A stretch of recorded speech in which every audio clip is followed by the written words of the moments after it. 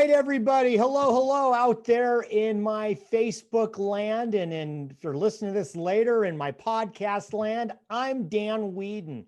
Welcome to another great edition of Unleashed the Podcast. Since I'm live streaming, that's your cue that I have a terrific guest today that I'm going to introduce you to in just a minute. For everybody else, here's what you need to know about Unleashed the Podcast. We are percolating with great new episodes, great guests.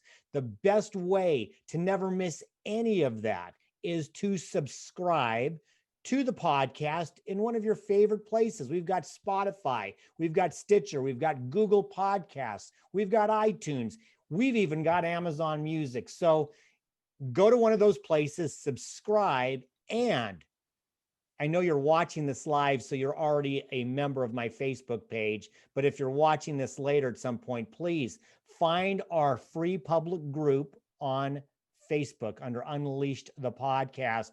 You'll never miss anything, and you're not going to want to, because you're going to want to hear fascinating people like Hugh Blane.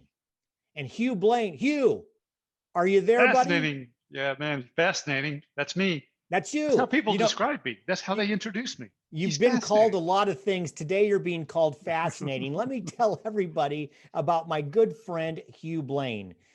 Hugh is somebody I met as part of a group that we're in, a consulting community. I think we met somewhere else. We found out we were neighbors living in the Seattle area. We've been friends for probably about 10 years.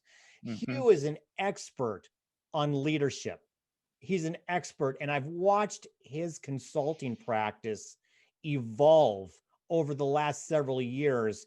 And what he does when he talks about leadership is really important. And I think as we head into 2021, coming out of it, just a crazy year, leadership becomes even more important. So Hugh, welcome to Unleash the Podcast. I am so pumped about being unleashed. I'm going to be unleashed. That's awesome. You and Captain Jack, right? Right. So listen, Hugh, before we dive into the article that you wrote, and I will make this article as best I can available on the website and on my blog, any place so people can read this. I've spoken to many people of who are experts, who are consultants, who are CEOs. Everybody seems to have a slightly different vision or definition, let's say, of leadership. Right. Why don't we start out with that? Hugh Blane, what is your definition of leadership? You know, it's interesting because I'm going to say, rather than what is it do?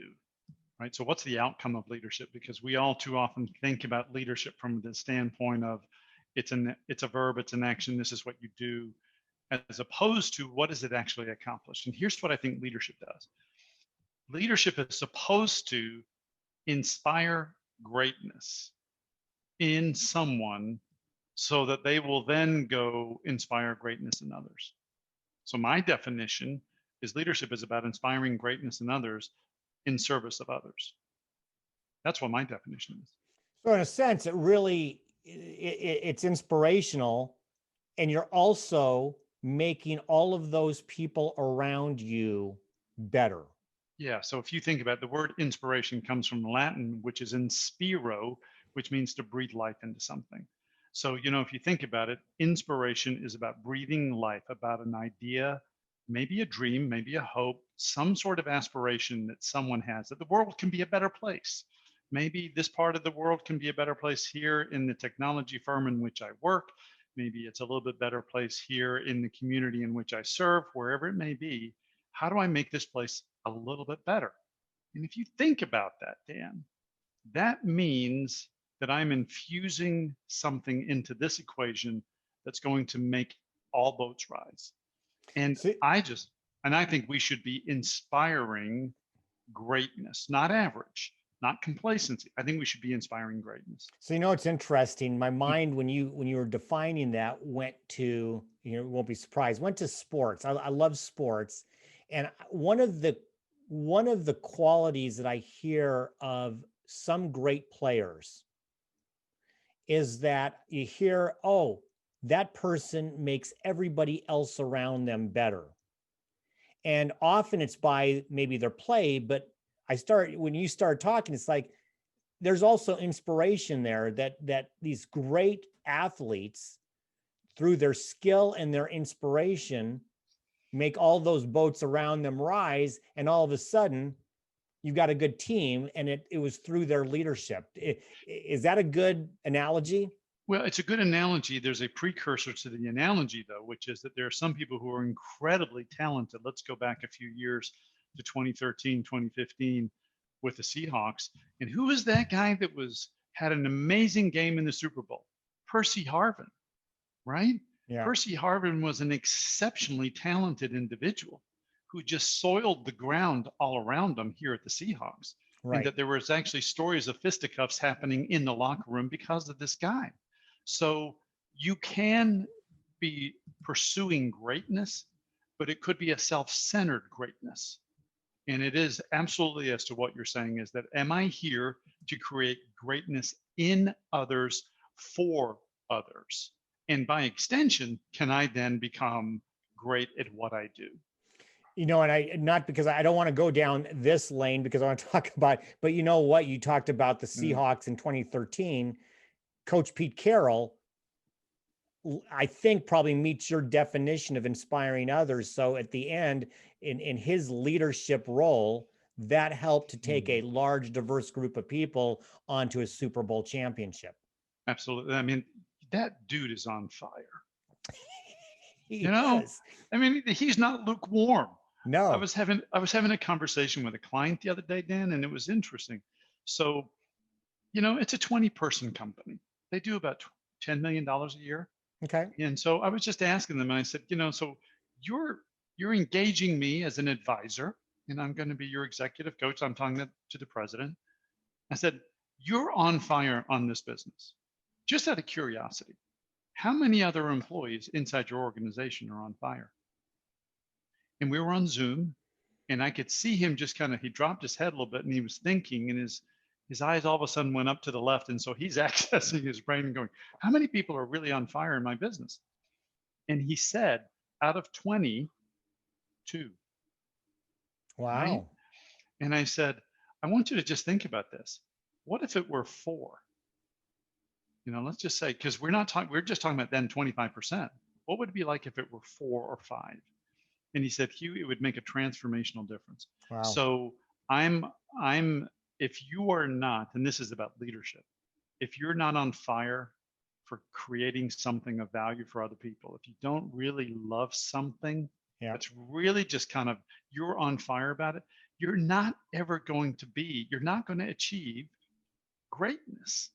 So, and the only reason why people don't do that, Dan, I think, is because they haven't really slowed down to think, what is it that I want to be really great at doing? Yeah. Do I want to be a great husband? Do I want to be a great father? Do I want to be a great business person? What is that thing for you? And because you can't inspire if you're not inspired yourself, right? Absolutely. Yeah. The way I said it, you can't give CPR if you're dead. So listen, this is a great segue. I am looking at one of your most recent articles, and it's titled How to Build a High Performance Mindset. So when we're talking about athletes and coaches, we think sometimes of high performance. Mm-hmm. What was the inspiration for you to write this article, and talk a little bit about its content? So what prompted me was that I was listening to the marketplace. And I'll recount a story that I was having a conversation with a chief human resources officer in higher education. And so this is it's a very well-known institution. It's got a great brand. It's got a great reputation. And there was a particular faculty member, professor, who was homeschooling kids, and both of them were under 8 years of age. And they were learning how to go online and do all the teaching online, which was not as prominent as it was pre-pandemic. But I asked, well, how are faculty members doing? She said, this one faculty member recounted the story about the movie and there was an actor, and I'm spacing on his name right now, but he said, I'm mad as hell, and I'm not going to take it anymore. And it was in the movie television. It'll come to me. But she said that individual who came to me and said, I'm mad as hell. I'm not taking this anymore because I cannot educate my kids at home. I cannot do this. I cannot do that. And frankly, the word that best describes how I'm feeling right now is broken. Mm. Broken. Wow. And and then I started listening to people. And there was a statistic from 20 years ago that about 22% of Americans 20 years ago had some form of anxiety that was impeding their ability to perform at work. 22%. You know what that number is today? It's 47 to 49%. Wow. So, and it's a tale of two cities, right? I was just talking to a buddy of mine yesterday. There's a small winery in Woodinville where he is going to be sold out of all of his wine by March of this year because people are not buying wine in restaurants. So his wine club is doing really well, and even more Yep. people showed up. And within the last month, he just sold $400,000 of wine. So Wow. he will be out of wine. So here's the thing, he's doing exceptionally well. If you're in technology, you're probably doing pretty well. But 47% of all restaurants that have closed temporarily are closed now permanently. Yeah. And so there are industries that are totally being disrupted. And that means if the industry is being disrupted, that what the business has done is they have then gone into lockdown mode with expenditures. They're not investing in their people, and they're now managing the budget to try and survive. And when that happens, then people's mindset starts to shift. And I said, I can speak to that. And then the reason why I can speak to it is because for the longest period of time, I had a poverty mindset. And I said, if there's anyone who can speak into this, it's probably me. So that's why I wrote the article. And what I was saying in the article is that if you go back to 1946, and there was this guy who holed up in a room and he wrote this book that ended up selling 10 million copies. And Right. that book was Viktor Frankl's Right. book, Man's Search for Meaning. And a lot of people have read it, right? And he, in essence, said that you can persevere through any adversity if you have a purpose for your life. And I'm paraphrasing. He believed in this thing called logotherapy. And so I kind of 20 some odd 30 years after reading that book, I think that maybe he was also assuaging his guilt because some people said that he cooperated with the Germans, you know, but in essence, the purpose of that book was to say, live your life on purpose. And that's what I wanted to do is I wanted to put into the ecosystem. I wanted to serve many communities and say, this is how you build a high performance mindset during a pandemic. So before I ask you to give the three recommendations or to talk briefly about the three recommendations to foster during this pandemic, because we ain't done with it. I don't know if people are noticing we ain't done with this thing right now as we talk on, Friday the 13th, November 13th of 2020. There's higher counts coming and there's things to be changing. I want you to do me a favor because somebody listening to this may not know what you mean when you say poverty mindset. Can you talk about that? Yeah, let me make it real world for everybody. So I'm not going to say this to be self-referential, but I'm going to say it in the hopes that what people will go is they go, oh yeah, that's what it means. My family, I come from an entrepreneurial family. My grandfather was an entrepreneur that started a business by literally taking a 4x6 wooden wheelbarrow, one of the flat kinds with the big wheels, and he was in Scotland, and he would load it up with all these materials, and he would push it up and down streets in Glasgow, Scotland, and he would sell whatever wares he had. And he was always looking at things, what can I sell to make a profit? So he did this, and he started like at 14 years of age. And over a period of time, I don't know how long it was, this is a little bit of family folklore, but he then saw a flatbed pickup truck, one of the smaller ones. And he said, wait a minute, I bought a pickup truck, I could take more stuff, I could go further, and I could make more money. So somehow or another, he scraped money together, got a pickup truck, and his business grew. And over a period of time, somebody came to him and said, I want to buy your pickup truck, because they saw him being successful. And he said, it's not for sale, because he equated the pickup truck with the growth in the business, which was true, right? He had innovated it in some way. and then said, well, wait a minute, hold on. Here's how much I'm willing to pay you. And he said, you are the proud new owner of a pickup truck, because they paid him like 2 or 3 times what he paid for the pickup truck. And he said, wait a minute, rather than pushing and delivering stuff, I can actually sell people pickup trucks now because the market's great. So he got into the truck business. Then he got into the car business. Then he got into the scrap metal business. Then he got into all these other businesses. And he then built himself a house eventually that had 2 billiard tables, and 10 of his kids were raised by nannies, and they had a silver spoon in his mouth. My grandfather was a rags to riches story. All from that start of that pickup truck. Bingo. Now, when I was 6 years old, my father's business is reversed. And when I was 6 years old, I remember 3 men coming to, and they knocked on our door, and there were 3 men that were coming to repossess our furniture. And the reason being is because in Scotland at the time, when the grandfather, my grandfather, the patriarch, died, there's a term called providenture, which means that all the assets went to the eldest son. My father was the youngest son, and no assets came to him. And so he was really struggling in the business, and the business was reversing. So here's what I learned at 6. Whatever you have will be taken away from you. You're going to lose everything. So what I learned was, under no circumstance ever become poor. And so what I had done was I had built businesses. I'm a serial entrepreneur. I've done it 6 times now. I would buy a business. I would try and grow it. And I would either become a partner in a business. I would do whatever I could to build it. But here I was at 49 years of age. And my wife came to me and she said 3 words. You are miserable. She didn't say, I love you. She said, you are miserable. And frankly, the reason being is because I had this poverty mindset, which was, I will do everything in my power to have money. Now, money is a 5-letter word. And what I was not doing, I was not focusing on value. I was focusing on money. And I had a business that was reversing, and I was not in the same position that my father was in, but I was $2 million in the hole. And I had a business partner that just went out with cancer. I had another business partner and embezzled $153,000. My bank called the line of credit, and I was flat on my ass. Excuse me, can I say ass on this? You just did. Yeah, we're good. We're good. Okay. Yes. The FCC is not going to intervene. The FCC is not coming after Unleash the podcast, at least today. But you never know. So, after I'm here, they may show up. And what I had figured out was that I had spent my life always afraid of losing something. I was playing not to lose as opposed to playing to win. Gotcha. Right? Yeah. And that's why my wife, Allison, said, you're miserable. And so it took me 2 years to extricate myself from the business. And I did. I walked away.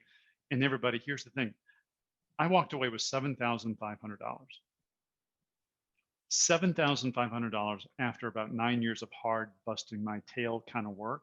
Yeah. And when I started Claris Consulting, I realized if I have this mindset, I promise you I'll never build anything successful again.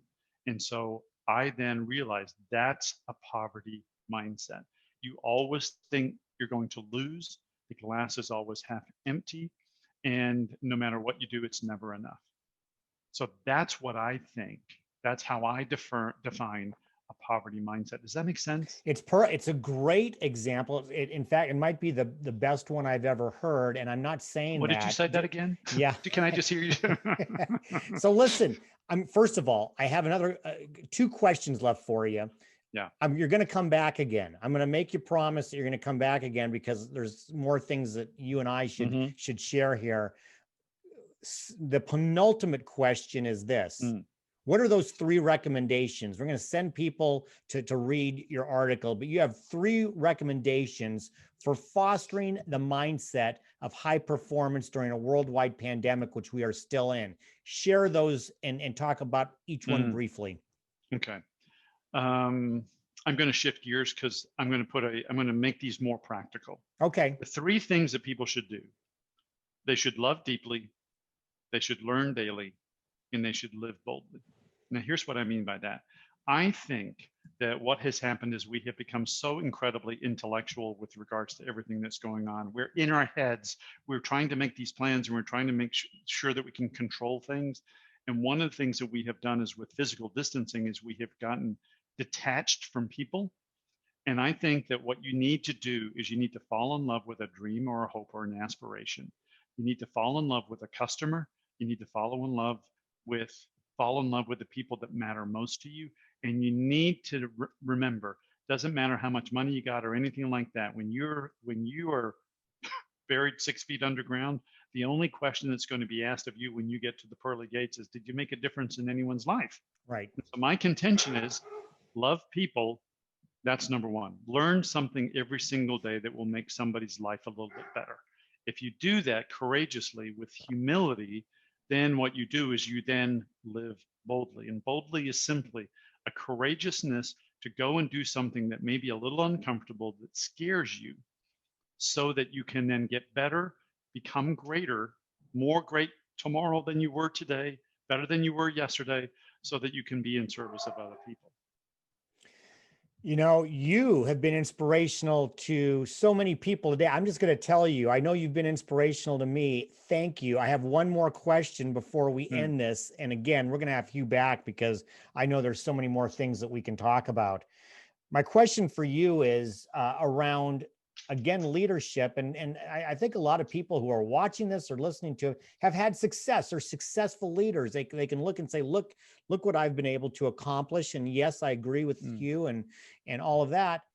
But how do people who are already successful become even more successful? That's a great question. Here's the first thing. You have to recognize that your prior success is not going to be a determinant of your future success, because the world has changed. Everything that made you successful up till this point, it doesn't matter. You mean anymore. November 13th of 2019 was a little bit different than just a tad different. So if you recognize that the world has been disrupted, if you believe that business has been disrupted, then you can build on some successes, but you cannot rely on that success. So here's what you need to have. You need to have 3 words: courage, humility, and discipline.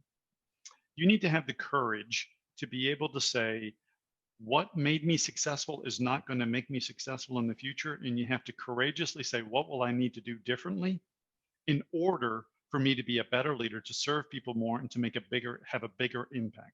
That's a courageous act, to just even ask that question. The second thing is that you have to be humble. You have to recognize that there's no one that has ever gotten better as a solo activity. There's no one that in the last 40 years that has ever been to the Olympics and has been there without a coach. You need to get an outsider's perspective, and you need to be disciplined. You need to find maybe 2 or 3 things, maybe 4 things, and you're going to say, these are the things that I will do every single day. Lao Tzu said that your thoughts become your beliefs become your actions. I can't quote the whole thing. Right.